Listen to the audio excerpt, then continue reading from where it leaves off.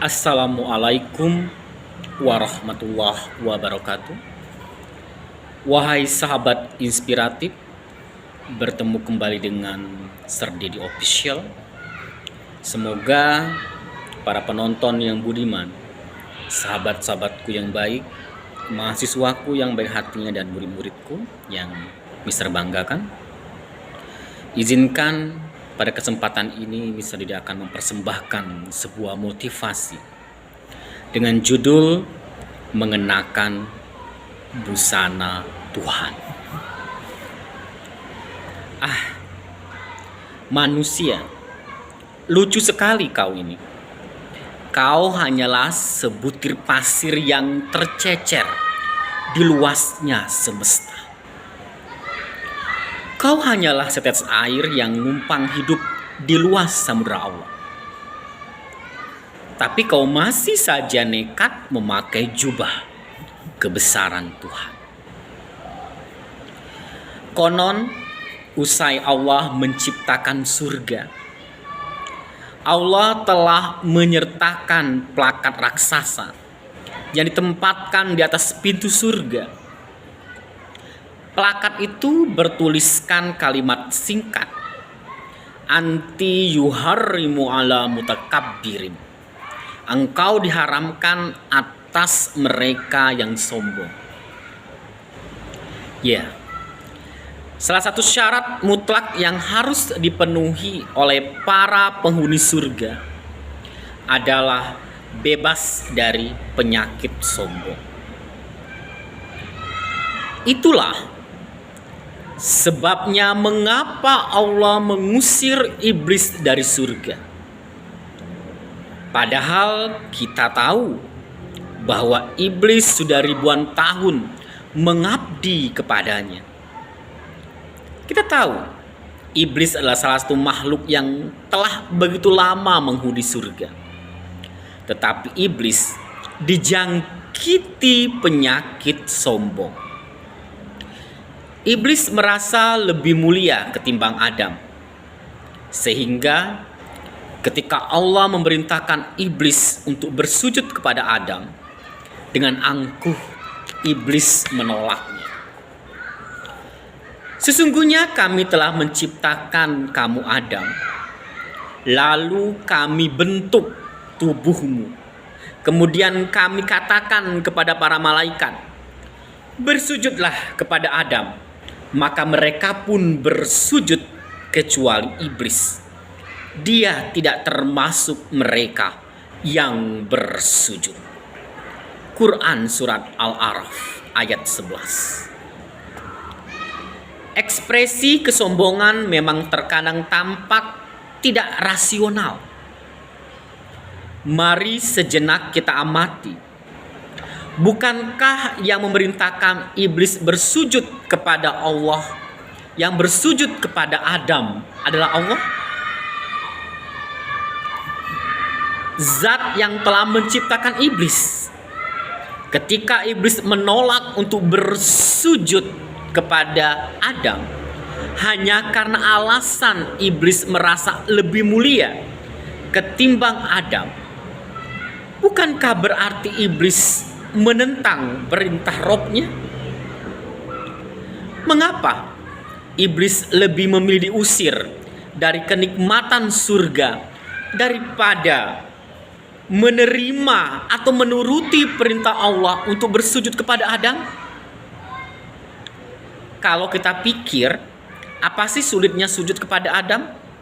Tapi begitulah, ketika kesombongan telah menjakiti jiwa, maka tindakan yang dilakukan pun sering tidak masuk akal. Ana khairum minhu, aku lebih baik daripada dia Adam. Inilah yang akhirnya membuat iblis terlempar dari surga dan terdampar kekal di neraka. Allah berfirman, apakah yang menghalangimu untuk bersujud kepada Adam di waktu aku menyuruhmu? Menjawab iblis, saya lebih baik daripadanya. Engkau ciptakan saya dari api, sedangkan dia engkau ciptakan dari tanah. Quran surat Al-A'raf ayat 12. Apa yang dikatakan iblis memang benar, bahwa unsur penciptaan iblis memang lebih mulia daripada Adam. Api lebih mulia ketimbang tanah. Tetapi ketika perasaan lebih mulia itu tumbuh di hati iblis, itulah kesombongan. Sifat sombong itulah yang justru menjungkir balikan kemuliaan api dan akhirnya menjerumuskan iblis ke tempat yang hina.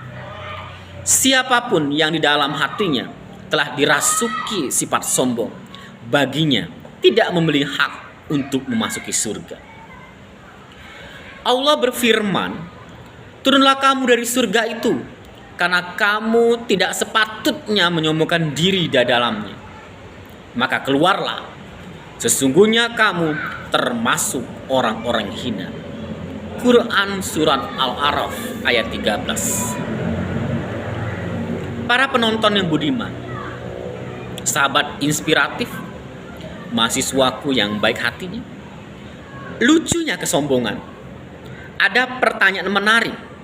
Jika Adam dikeluarkan dari surga karena bisikan iblis, lalu iblis dikeluarkan dari surga karena bisikan siapa? Sejarah mencatat bahwa satu-satunya penyakit hati yang tidak selalu berasal dari godaan iblis adalah kesombongan. Karena iblis yang ribuan tahun berada di surga pun masih bisa terjangkit penyakit ganas ini. Penyakit ini muncul karena jiwa sudah lupa bahwa ia dicipta oleh zat yang serba maha. Sombong berakar dari jiwa yang sudah lupa bahwa segala apa yang berada pada dirinya bukanlah miliknya. Segala apa yang diperoleh bukanlah hasil jeripaya dan usahanya.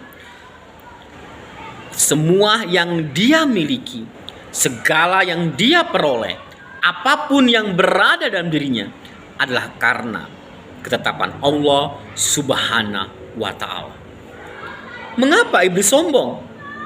Karena ia merasa dicipta dari api dan unsur api lebih mulia ketimbang tanah. Padahal baik diciptakan dari api ataupun dari tanah, yang menciptakan sama Allah Subhanahu wa Ta'ala. Apakah iblis punya kemampuan untuk mengusahakan agar dirinya dicipta dari api? Apakah sebelum diciptakan iblis sudah memesan kepada Allah agar dirinya nanti diciptakan dari unsur api? Tidak, bukan? Iblis tidak punya kemampuan untuk mengusahakan apapun memesan kepada Allah. Allah dengan sendirinya memilih api sebagai bahan penciptaan iblis. Lalu pantaskah seseorang menyombongkan sesuatu yang tidak diusahakannya? Pantaskah seseorang menyombongkan sesuatu yang diperolehnya secara terima jadi? Sama sekali tidak. Sangat lucu. Tidak ada orang yang menyombongkan wajahnya yang tampan atau cantik. Sangatlah lucu jika ada yang sombong atas karunia kulit yang putih. Sangat lucu jika ada yang menyombongkan garis keturunan. Mengapa? Karena semua itu pemberian yang terima jadi. Kita tidak punya kuasa sedikit pun untuk mengusahakannya. Betapa bodohnya jiwa yang masih menyombongkan dirinya. Padahal bumi yang kita huni ini bagaikan butiran pasir yang berterbangan di luas samudra. Planet yang kita tinggali ini hanyalah setetes air yang berada di luasnya samudra. Jika bumi saja sekecil itu dan seremeh itu, lalu sekecil apa diri kita dibandingkan kekuasaan Allah yang serba tak terbatas? Ada sebuah orang mengatakan, ini semua jeripayahku. Lalu bagaimana kita sombong atas hasil kerja keras kita? Pada intinya, segala bentuk kesombongan tidak dibenarkan oleh Allah. Ketika Korun merasa bahwa segala kekayaannya berasal dari kecerdasannya, Allah pun menegur dengan kalimat tegas. Aku telah membinasakan umat-umat sebelummu yang lebih kaya dan lebih kuat darimu. Korun berkata, sesungguhnya aku hanya diberi harta itu karena ilmu yang ada padaku. Dan apakah ia tidak mengetahui bahwasanya Allah sungguh telah membinasakan umat-umat sebelumnya yang lebih kuat daripadanya dan lebih banyak mengumpulkan harta? Dan tidakkah perlu ditanya kepada orang-orang yang berdosa itu tentang dosa-dosa mereka? Quran Surat Al-Qasas ayat 78. Sangat tepat jika tukang parkir dijadikan sebagai contoh sederhana. Tukang parkir tidak pantas sombong dengan berbagai jenis motor dan mobil yang terparkir di tempatnya. Mengapa? Karena dia terima jadi. Dia tidak pernah memesan mobil mewah atau buntut. Dia tidak bisa mengusahakan agar yang terparkir tempatnya motor atau mobil terbaru saja. Yang datang baik mobil baru atau lawas, baik motor mewah atau buntut, semua dia terima dengan logo. Dia pun tidak sombong, sedikit pun, karena ia sadar bahwa semua itu hanya titipan, bukanlah miliknya. Kesombongan adalah pakaian kebesaran Allah. Tidak ada yang boleh memakainya kecuali Allah, karena hanya Allah yang paling kuasa. Hanya Dia yang serba maha. Sudah selayaknya dia untuk sombong.